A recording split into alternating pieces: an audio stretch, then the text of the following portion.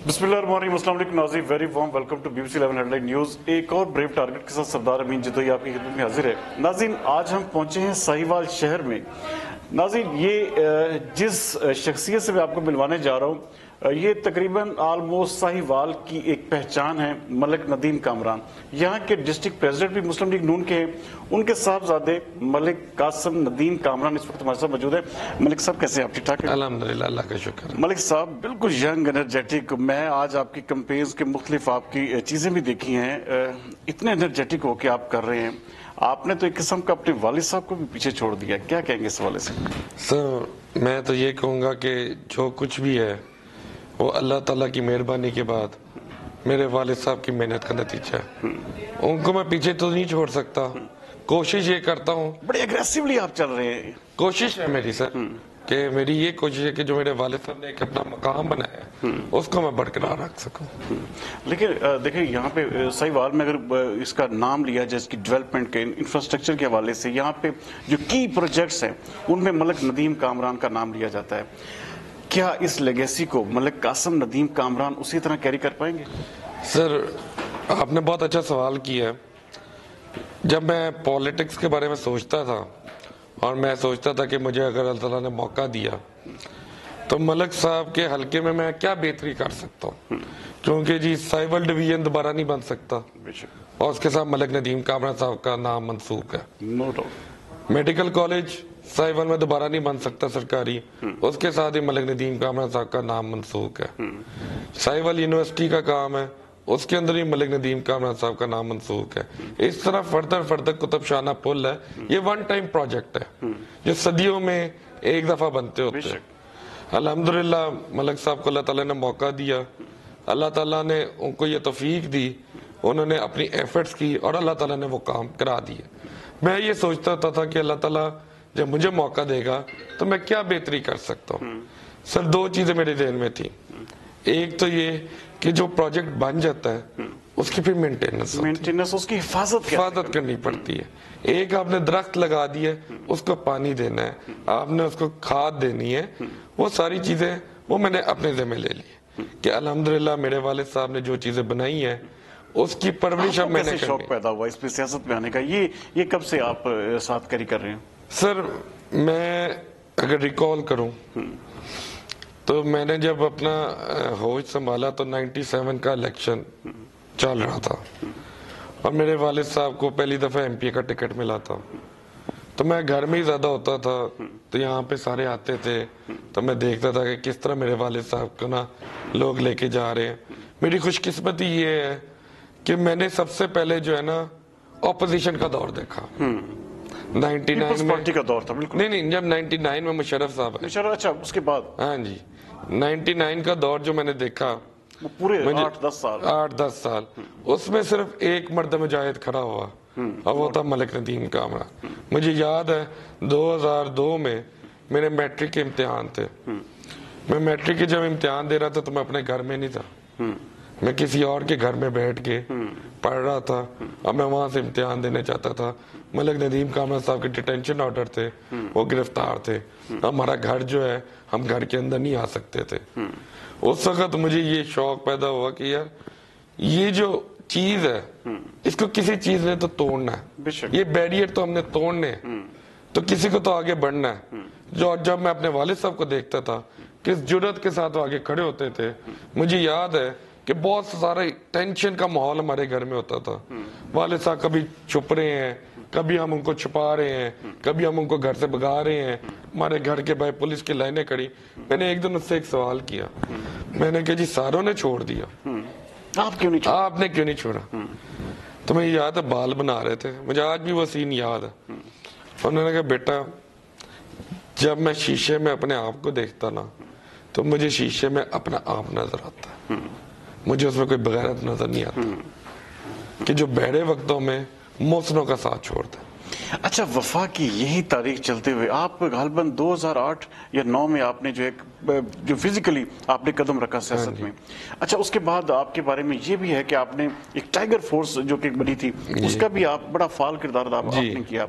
उसके बाद जो एक किस्म की जो SMT बनी, यहाँ की मरियम नवाज साहब ने बनाई, अच्छा उसका भी आप हेड बनाया गया डिवीजन का। یہ ساری چیزیں اچھا اتنا آپ کا آخرکار ایکسپیرینس بھی ہو چکا ہے, تو کیا ساہیوال میں کیا کرنے کا ارادہ رکھتے ہیں؟ کیا ایسی نئی چیز ہے جو آپ چاہتے ہیں کہ ہمارا ساہیوال, جس طرح کہ آپ دیکھیں پچھلے 5 سالہ دور میں انفراسٹرکچر اسی طرح ہے, یہاں پہ ٹوٹی سڑکیں ہیں, اسی طرح کے سیوریج کے مسائل ہیں, اس کو کیسے حل کریں گے ملک قاسم ندیم کامران؟ سر میں آپ کو ایک بات بتاؤں کہ اس دفعہ جو ہمارا حلقہ بنا ہے, اس میں کچھ گاؤں جو ہیں وہ پہلی دفعہ ہمارے ساتھ اٹیچ ہوئے ہیں. ایک تو مجھے یہ ایج ہے کہ ان میں بہت سارے امپروومنٹ کی بھی ضرورت ہے, بہت کام ہونے والے ہیں, میرا ان کی طرف بہت زیادہ ٹارگٹ بھی ہے. دوسرا جو ہے, آپ نے بالکل صحیح کہا کہ یہ ساری روڈز, یہ انفراسٹرکچر ملک ندیم کامران صاحب کی سربراہی میں ان کے جو پاسٹ 10 ایئرز کا ٹینور تھا اس سے بنا, لیکن اب ان کی جو حالت ہے نا وہ خستہ ہوگی. وہ اس لیے ہوئی ہے کہ نہ وقت پہ ان کو پانی دیا گیا, نہ وقت پہ ان کو کھاد دی گئی. میری بھرپور کوشش ہوگی کہ میں پہلے جو چیزیں اپنے پاس ہوتی نا ان کو پہلے بندہ نا سمیٹتا ہے, میں ان کو سمیٹوں, ان کو ان کی اپنی حالت میں لے کے آؤں, تاکہ اب ہم جاتے کمپین پہ مجھے بھی محسوس ہوتا ہے کہ یار یہ سڑک ہم نے خود بنوائی تھی, لیکن لوگوں کی نیگلیجنسی کی وجہ سے کچھ یہاں پہ جو ماشاءاللہ سے جو پچھلا دور گزرا اس میں ایک اینٹ بھی نہیں ساہیوال کو دی گئی. تو میری کوشش یہی ہے کہ پہلے میں اس کو اس مقام پہ لے کے آؤں. شہر تھا, بیوٹیفیکیشن کے حوالے سے جب نام آتا تو کہتے تھے ساہیوال بڑا خوبصورت ہے, لیکن اب بدقسمتی سے اب وہ ساہیوال وہ فیس رہا نہیں ہے. سر پی ایچ اے بھی بنانے میں ملک ندیم کامران کا کردار تھا. اب پی ایچ اے کو فنڈنگ نہیں جب دی جائے گی تو پی ایچ اے اپنا کام نہیں کرے گا. ہم نے یہ ماشاءاللہ سے 3 پارک بنائے, ماڈل پارک ہے, فری ٹاؤن میں ہے, فتح شہر میں ہے, طارق بن زیاد کالونی میں. آپ خوبصورت پارک ہے, آپ شام کو جا کے دیکھیں, وہاں پہ لائٹنگ ہے, وہاں پہ لوگوں کے لیے بیٹھنے کے لیے سہولیات ہے, لوگ بچے لے کے جاتے ہیں. لیکن اب آپ ان کی مینٹیننس بھی تو کسی پیسوں سے کرنی ہے نا. وہ اگر آپ کوئی فنڈ ہی نہیں دیں گے, میری بڑی پریورٹی ہے کہ میں اپنے ینگسٹرز جو بچے میرے ساتھ جڑ رہے ہیں ان کو میں گراؤنڈوں میں لے کے آؤں. یوتھ اس وقت آپ کو آئیڈیلائز کر رہی ہے ساہیوال کی, میں بہت ساری چیزیں دیکھ, کیونکہ ہم یہاں پہ آلموسٹ کافی سارے سرویز بھی کر چکے ہیں. یوتھ آپ کو آئیڈیلائز کر رہی ہے, کیا ملک قاسم ندیم کیا اسی طرح ڈیلیور بھی کر پائیں گے؟ سر میری تو کیا عمران خان کی طرح وہی جیسے کہتے ہیں کہ جس طرح کہ وہ ایک سارا دور گزرا, اور جس طرح آپ بات کر رہے ہیں کہ ایک اینٹ نہیں ساہیوال کو ملی, تو کیا ملک قاسم ندیم ڈیلیور کریں گے پھر؟ انشاءاللہ میری پوری کوشش ہے. اللہ تعالیٰ کے فضل و کرم سے میں کہتا ہوں کہ جی میرے ساتھ آپ یہ سمجھیں کہ میرا پہلا الیکشن ہے, لیکن میرے پیچھے ایک 47 ایئرز کی لیگیسی بھی ہے, ایکسپیرینس بھی ہے. یہ ضرور بات ہے کہ یوتھ کو اس دفعہ موقع مل رہا ہے, کیونکہ میں خود بھی یوتھ ہوں. مجھے بڑی اچھے طریقے سے پتا ہے کہ ہم نے یوتھ کو کیا مسائل ہیں, دیکھیں روزگار کس لیول پہ جا کے ان کو ڈیل کرنا ہے, کس لیول پہ جا کے ڈیل کرنا. ایک تو ہمیں ان کو جو ہے فزیکل ایکٹیویٹی میں لے کے آنا ہے, وہ بہت ضروری ہے ہمارے یوتھ کے لیے. پھر ہم نے ان کو آئی ٹی کی طرف لے کے جانا ہے, آئی ٹی کی طرف لے کے جائیں تاکہ ہم بہت اچھی قوم ہے, لیکن ہمیں ڈائریکشن کوئی نہیں ہے. ڈائریکشن اس لیے نہیں ہے کیونکہ ہمارے لیول پہ آ کے بات کرنے والا, ہمارے لیول پہ بات کرنے والا کوئی نہیں ہے. الحمدللہ میں یوتھ کی سائیکی کو بھی سمجھتا ہوں, اور یوتھ میرے ساتھ کمفرٹیبل بھی ہے. وہ اپنے مسائل مجھے آسان طریقے سے بتا بھی سکتے ہیں اور میں سمجھ بھی سکتا ہوں. انشاءاللہ مجھے پوری امید ہے کہ یہ جو یوتھ کے ساتھ میری چولی دامن کا جو ساتھ بننے جا رہا ہے وہ ایک بڑا اچھا ساتھ ہوگا, اور ہم اس کو اچھے لیول پہ لے کے جائیں. اچھا ایک چیز اور, آپ جب ٹکٹ آپ کا مل رہا تھا, میں نے وہ سین دیکھا کہ آپ کو جیسے بالکل وہ ایک قسم کا بڑا پراؤڈ مومنٹ تھا آپ کے لیے کہ مریم نواز نے, اسپیشلی میاں نواز شریف نے, اور بڑا ایک آپ کو ملک ندیم کامران کو عزت اور احترام کے ساتھ جو ہے, دیکھیں یہ بڑی بات ہے کہ آپ کو ان کی جسے کہتے ہیں کہ زندگی میں ایک قسم کا موقع مل رہا ہے کہ ساہیوال کو لیڈ کرنے کا. تو کیا ساہیوال یہ سمجھے کہ آپ اس کو ایک اچھے طریقے سے لیڈ بھی کریں گے, اور ایک بہترین طریقے سے ساہیوال کو ایک قسم کا اسی طرح بیوٹیفیکیشن اس کی جو ہے, جو ایک قسم کا جو کھویا ہوا اس کا جو وقار ہے وہ بحال کریں گے؟ سر میں آپ کو اس میں صرف 2 پوائنٹس میں آپ کو اس کا جواب دوں گا. جب میں صبح گھر سے نکلتا تھا جی, میرے والد صاحب مجھے ایک ہی نصیحت کرتے کہ بیٹا جو اتنے سال کے میرے پیار کے, اخلاص کے, محبت کے, احترام کے جو رشتے بنائے ہوئے نا, ان کی پاس تم نے کرنی ہے. دوسرا جو میرے پہ ذمہ داری آئی ہے, میں یہ سمجھتا ہوں کہ آج اگر مجھے کوئی ووٹ دے گا, سب سے پہلے پارٹی کے نام پہ دے گا, دوسرا ملک ندیم کامران صاحب کی کاوش پہ دے گا.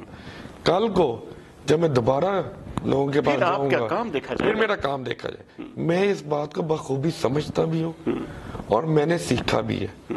والد صاحب سے مجھے یہی تربیت ملی ہے کہ بیٹا باتیں کم کرنی ہے, کام زیادہ کرنا ہے. اچھا ایک چیز اور ہے کہ اس وقت سوشل میڈیا پہ دیکھیں پاکستان تحریک انصاف کا جو ووٹر ہے وہ آلموسٹ آپ کو پتا ہے, لیکن ساہیوال وہ شہر ہے جہاں پر ایک قسم کا اپوزیشن کے دور میں بھی نون لیگ جیتی آئی ہے.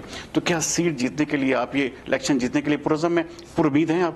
سر میں پرعزم بھی ہوں, پر امید بھی ہوں, کیونکہ ساہیوال نون لیگ کا گارڈ ہے. اس کی وجہ میں آپ کو ایک اور بتاتا ہوں کہ 97 سے ملک ندیم کامران صاحب اور عمران شاہ صاحب 2002 میں آگے تھے کنزیکٹیولی. سر انہوں نے کبھی بھی تھانہ کچہری کی گندی سیاست نہیں کی, انہوں نے بدماشوں کو بڑھاوا نہیں دیا, انہوں نے امن, پیار اور تمیز کی, محبت کی, اخلاقیات کی, جس کا فقدان ہو چکا. سب سے پہلے تو میں یہ چاہوں گا کہ یہ جو اخلاقیات کا ماحول ہے جو ہمارے بڑوں نے بنایا ہے اس کو ہم قائم رکھیں.